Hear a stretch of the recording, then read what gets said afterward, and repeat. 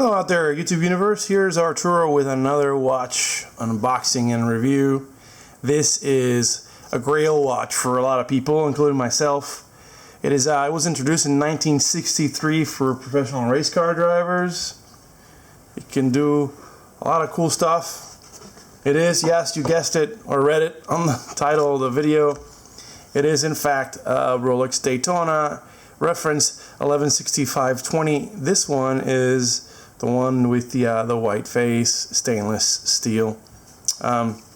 Warranty card. This watch was not purchased new. This is secondhand from a secondhand dealer. Get all the paperwork. You get your factory service booklet, warranty information, and Oyster Perpetual Cosmic Daytona operating manual with all the good stuff.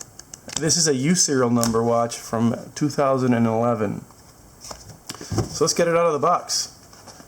Get rid of the outside boxes, inside boxes, and inside the box you also have your two hang tags, the certified chronometer hang tag, and then the other one here that has serial number information and more model number information.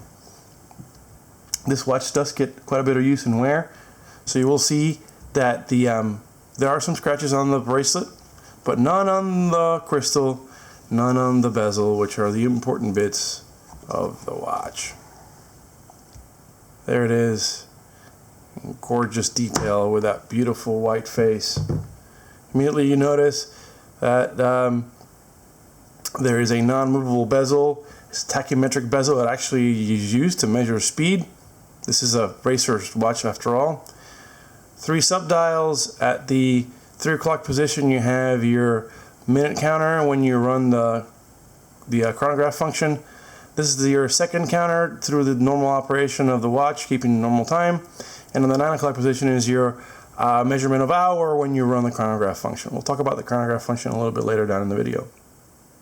Let's talk about the watch in general. 40 millimeter case, oyster case. It's got a sapphire crystal. 904L stainless, no holes, solid end links. 904L stainless case back.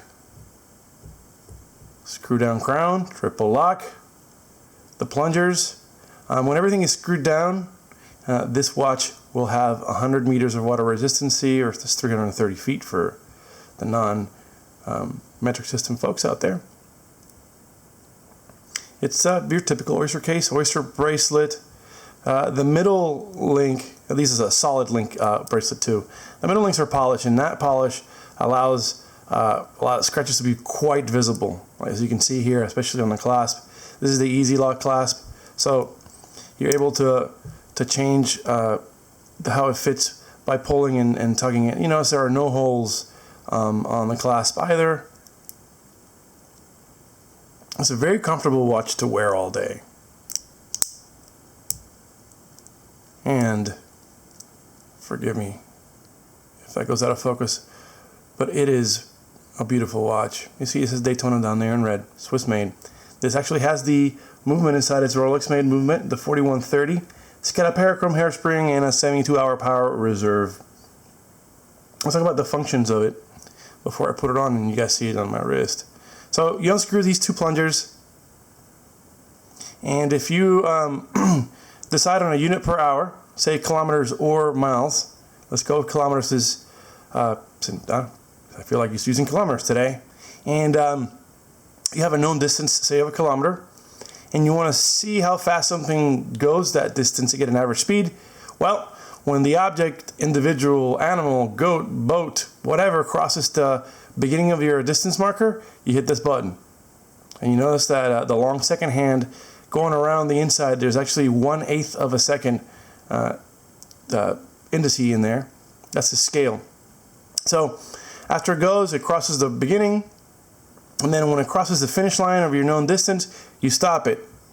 And if an object would have gone 1 kilometer in that length of time, it would be traveling at 200 kilometers per hour. Now, if it was a mile, and that object traveled 1 mile in that same amount of time, it's going 200 miles per hour. If it was a foot, and it traveled a foot in that amount of time, it'll be traveling 200 feet per hour. So regardless of distance, as long as you have a unit per hour, you can gauge the speed of whatever it is you're gauging. To reset, hit this button right to the top. Make sure that you do screw those down to preserve water resistancy. Let's see what this looks like on the wrist. Now, this there are versions of the Daytona. The earlier versions are extremely highly collectible. The Paul Newman, I'm sure everybody knows, and probably put a picture of it here so we can look at it. And then this one in white is it's not easy to find. If you can find one new, you're going to spend a crap ton of money. And you can find one used, you're going to spend a crap ton of money. The used market for these watches is really, really healthy, and I think will continue to be, especially when they release the new ones. The new ones are really hard to find. The new ones that were just a bezel in 2016 with the ceramic bezel. Those ones they're already really hard to find. I put my name down on a list at a dealer, and I'm 88th, and they expect to get 8 a year. So yeah, I got a little bit of time before that'll come to me. But for now, this is a beautiful watch. Again, comfort, wearing this thing all day, it's like it's not even on your wrist. And whenever you look at it, you go, oh man, look at that white. I prefer the white over the black. Some people feel the other way. I think it looks very handsome watch in white, and it's something that fits a niche. You know, you can wear it with almost anything. You can wear it with flip-flops and shorts and a t-shirt, tank top, pool, bathing suit, jeans, long sleeve shirt, tie. I mean, it fits in anywhere. And it is water resistant, and it actually has some pretty cool function if you decide to use it. If I was just going to say time stuff, just in general, like how long it takes me to, I don't know, to clean the house or change a tire or whatever, you can start the timer. You'll notice that the second hand right there starts going, and that'll maintain the time of the action that I am timing. Meanwhile, the subdial over at the 6 o'clock position will continue to give me the seconds in regards to the minutes of the time of day. As the minutes accrue, the 3 o'clock position, that one, you'll start seeing them tack on there. And as the minutes turn to hours, on the 9 o'clock position, that subdial will start keeping track of that. So you could time something for 12 hours at a maximum. And you'll see in a second, actually in 10 seconds around, when the subdial at the 3 o'clock position is going to click up 1 minute. And we will see it. Sorry, I'm not holding this steady. It's zoomed in. There you go. It clicks. So to stop it, you know, you'd want to undo that plunger. Stop it, and then you can actually look at it and say, all right, that took me 1 minute and 9 seconds and 1, 2, 3, 9 and almost 3/4 seconds. So I don't feel like doing fractionals right now, so I'm not going to guess it, but some say almost 3/4 seconds. So almost a minute and 10. So you can actually, it's 1/8 of a second each individual line here. So it's pretty precise. You can actually get some pretty precise timing. Undo the bottom plunger, bam, right to the middle, everything gets reset.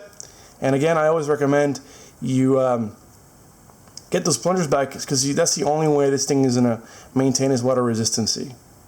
I really wouldn't worry too much about the let me get a focus in there.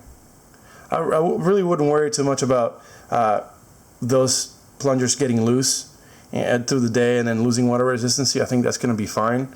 I've never felt that happen. You can wear this thing, like I say, literally all day without any problem. It is super comfortable, super light, and it looks great with anything, like I said. Again, there it is in white. Gorgeous watch, lots of detail. It is a Rolex, right? So, like anything else, Rolex is going to be built super well. This is from 2011, like I said earlier. Everything is still solid. There's no no or very little, almost minimal stretch on the band on that bracelet. And you know, when it goes to service, they can either replace it or polish it up and get rid of all those scratches. And then when it comes back buffed up, it looks like it's brand new. They do really good work giving you those. But if you look at the case doesn't have anything on there. No scratches at all. Beautiful shape. Pricing. So new, $12,500. Used market, if you can find one. I saw one for $13,000. So that's one of the things about this watch, is that if you can find it new, it may be a better deal to buy it new than secondhand. I've seen them for 10, I've seen them for 11. It depends if you get box papers, which model it is, and the condition. So if you're looking at purchasing a white or a black one, you're going to spend anywhere from $9,500 for a before 2006 to something more recent. It's going to be over 10 grand, and new like 12.5, and we'll see what the chrome bezel one comes out. I've been told it's going to be over 13,000. So we'll see. And you know, there's not going to be any negotiating there, because they're so sought after. If you see one in the case, you better buy it if you want it, and you can. If not, you come back a day later after thinking about it, it's probably going to be gone. Thanks for watching. Like always, I'll put the lume photograph of the watch at the end of the video, and finish up with some closing thoughts. Again, please like and subscribe to my channel, as I'm going to be putting on more pieces in my collection as time goes on. Thanks very much. Laters. Here's a little bit of a snippet of what the lume looks like on that Daytona. It is a little exaggerated since it has been charged with a flashlight, so keep that in mind, but you have a pretty good idea what it looks like. Also, I do want to bring up that it took me a while to put this video up. I produced it back in June, and then I got busy with work and life and everything, and just got back around to posting it, but I promise that I'll be putting some videos more often into this channel, so stay tuned for more stuff from me and my collection.